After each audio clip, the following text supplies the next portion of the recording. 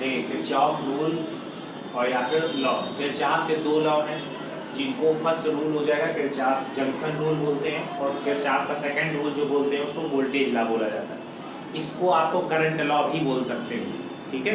तो इसको current law भी बोला जा सकता है। तो समझना कुछ किरचॉफ का फर्स्ट लॉ में बहुत अगर सिंपल फर्स्ट वाला समझा दिया जाए तो किसी भी जंक्शन रूल है ना, तो जंक्शन का मीन्स क्या होगा, कॉम्बिनेशन ऑफ टू और मोर ब्रांचेस, कंबाइंड हो जाएंगी जब चीजें एक जगह पर, तो अब यहाँ पर जंक्शन होगा। तो सिंपल में अगर मेरे को बताया जाएगा तो ये कौन से फॉर्मेट में आएगा, किरचॉफ जंक्शन रूल में बोलेगा incoming current equal to outgoing current.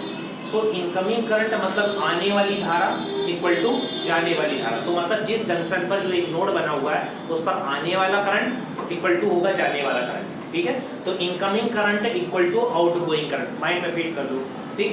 Incoming current equal to outgoing current according to the Kirchhoff first law.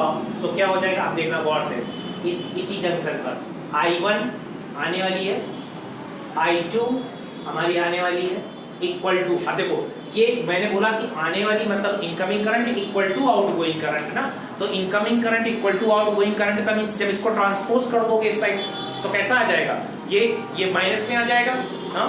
सो देखो, सो I3 देखो क्या है, जाने वाली है, बाहर जा रही है, so we can write minus transpose करके राइट लेफ्ट साइड पर लाओगे, सो वी कैन राइट -3।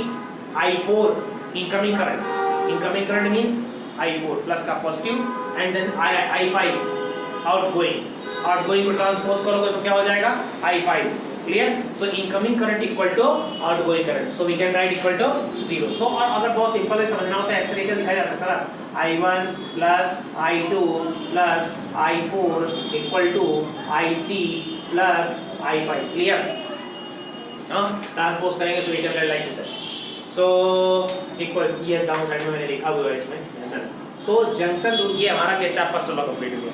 अब इसमें क्या बोला गया, so the junction rule can also be stated as the sum of current entering the junction is equal to the sum of the current leaving the junction. चाहे वो entering वाला बोला जाए, चाहे वो लीविंग वाला बोला जाए, चाहे वो इनकमिंग वाला बोला जाए, चाहे वो आउटगोइंग वाला बोला जाए, बात वो दोनों सिंपल एक ही है। साइन कन्वेंशन में किरचॉफ फर्स्ट लॉ में है current flowing toward the junction conductor conduce the positive, अगर टुवर्ड द आ रही है तो आने वाली कैसी होगी पॉजिटिव, हाँ। और current flowing away from the junction is taken as negative, जाने वाली कैसी हो जाएगी नेगेटिव साइन इंडिकेट करेगी। तो ये हो गया पहला किरचॉफ का फर्स्ट। सेकंड देखिए बहुत गौर से समझिए, सेकंड लॉ जो है किरचॉफ वोल्टेज लॉ भी बोला जाता है। कंसीडर करते हैं अब इसमें देखिए, अब यहाँ पर जो भी कोई भी अगर जो सर्किट होगा उसको दो भाग में डिवाइड किया जाएगा, ठीक। एक तो हमारा हो जाएगा फर्स्ट वाला ये ऊपर वाला जो बोला जाएगा ABCA, क्लियर। देखो लूप बन रहे हैं, लूप का मींस क्या होता है, फेरा मींस कुंडली इस तरीके से बनना, तो ये क्या कहलाएगा हमारा लूप्स। अब पहला लूप और ये सेकंड लूप, तो इन पे वर्कआउट करना है, बहुत गौर से समझना है डेरिवेशन। तो पहला क्या, बाकी तो मैंने सब लिख ही लिया, उसमें R1 R2 और ये सबको कोई इशू है नहीं, फिगर साफ दिखाई पड़ रहा है। तो बस यहाँ पर डायरेक्शन ऑफ करंट पे गौर करना है, ये बन के आएगा उस पर, क्लियर है। तो अब जहां जो डायरेक्शन ऑफ करंट है उसी की महिमा देखो, पहला ABCA लिया, ABCA, क्लियर।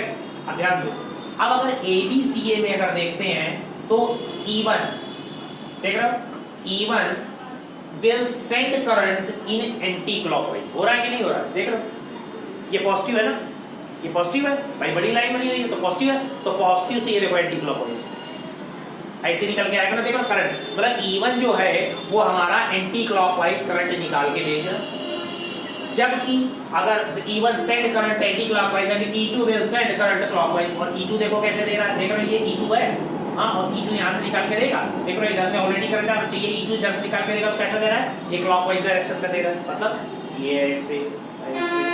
अब यहाँ से ध्यान दो, तो क्या हो जाएगा टोटल ईएमएफ क्या हो जाएगा, एक क्लोज्ड लूप का, कौन सा ऊपर वाला क्लोज्ड लूप है ABCA। अब ABCA में क्या हो जाएगा E1 माइनस A2, जबकि है वो प्लस का, पर वो जब चेंज हो जाएगा क्लॉकवाइज डायरेक्शन पर दे रहा है तो वो क्या हो जाएगा माइनस का, so we can write E1 minus E2। अब नीचे वाले पर आ जाओ, अच्छा देखो करंट को ध्यान दो, I1 और I2 कैसे फ्लो हो रहा है, देखो ये I1 है और हमारा I2 कहाँ गया, ये देख रहे हो, ये दोनों कैसे फ्लो हो रहा है, ये देखो, ये इसका मतलब क्या हो रहा है, एंटी क्लॉक हो जा रहा है कि नहीं जा रहा है? ये देखो I2 भी इधर ही जा रहा है, I1 भी इधर ही जा रहा है, तो पहले तो ये गौर करना है कि I1 और डायरेक्शन क्या है, तो भैया लिख दिया मैंने एंटी क्लॉकवाइज। अच्छा I3 किधर जा रहा है? I3 देखो क्लॉकवाइज डायरेक्शन में जा रहा है, ये देखो ये ऐसे हो गया है, आया I3 ऊपरी वाले लूप में देख रहा है पहले, ठीक है, अभी ऊपर वाला ही सॉल्व नहीं हो पाया। तो I3 देखो, I3 का डायरेक्शन क्या है? इस तरफ, मतलब ये I3 ये, तो ये तो क्लॉकवाइज डायरेक्शन में हो गया। तो अब क्या हो गया? तो हम लोग तो उसका फॉर्मूला क्या था?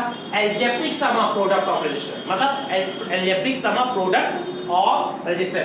तो करंट का सम, हां, resistance of resistance and current, तो आई करंट किससे लिखोगे? I और रेजिस्टेंस हो गया R, so we can write IR। तो पहला देखो क्या हो जाएगा, I1 R1, हां, I1 R1 किसका? पहले वाले का I1 R1 देखो, ठीक, प्लस I2 R2, I2 का क्या? ये I2 R2, ये दोनों ऐड हो गए, बट ये तो दोनों क्योंकि क्लॉकवाइज जा रहे थे, हाँ, नहीं ये एंटी क्लॉकवाइज जा रहे थे, पर ये तो क्लॉकवाइज जा रहे थे, बिल्कुल अपोजिट हो गया कि नहीं हो गया? तो इसको किसका कर दिया? I3 R3, तो माइनस का हो गया। मेरी बात समझ में आई? क्लियर है? अब इसको जब सॉल्व करोगे तो ये मिल जाएगा, कोई इशू नहीं इसमें, ठीक है, साइन चेंज हो गया। अब जैसे ऊपर वाले को सॉल्व किया है ऐसे नीचे वाले को सॉल्व करेंगे, बट ध्यान देना कि ऊपर वाले में E1 और E2 दोनों आए थे, बट नीचे वाले में E2 ही आएगा, E1 नहीं आएगा। बात समझ में आई? ठीक, तो यहाँ पर क्या करना है? According to the second law for the closed part BCA नहीं ABC, हाँ पहले तो ABCA का ही हमने पहले लिखा हुआ है, सो कि E1 minus E2 equal to, हमने पूरा E1 minus E2 equal to ये पूरा वर्क कॉपी कर दी, ठीक। अब सेकंड वाला बनाया हमने कौन सा? ACBA, ठीक। अब ACBA में देखो I3 का क्या मेरा, ये I3 है, I3 और R3, ठीक, ये सेम डायरेक्शन है, ठीक है, तो देखो positive I4 R4 same direction, I5 IR, तो देखो बिल्कुल ये जा रहे, दोनों एंटी क्लॉकवाइज जा रहे, तीनों एंटी क्लॉकवाइज जा रहे, तीन एंटी क्लॉकवाइज। देखो I3 I4 I5, सो ये सब एंटी क्लॉकवाइज है, सब क्या होगा? पॉजिटिव हो गए। डायरेक्टली यहाँ क्यों E2 तो E1 आना नहीं है, तो डायरेक्टली यहाँ से कंप्लीट हो जाती है। कक्षा का सेकंड लॉ, इसके जो नोट्स हैं वो डिस्क्रिप्शन पर डाल दिए जाएंगे, बहुत अच्छे से प्रैक्टिस कीजिएगा। ये बोर्ड लेवल पर बहुत ज़्यादा क्वेश्चंस आते हैं इसके, और फुल डेरिवेशन दोनों का एक्सप्लेनेशन के साथ में आता है, बहुत इंपॉर्टेंट है। डिस्क्रिप्शन में नोट्स मिलेंगे, जरूर इसको पढ़िएगा और इसको शेयर जरूर करिएगा वीडियो। Thank you.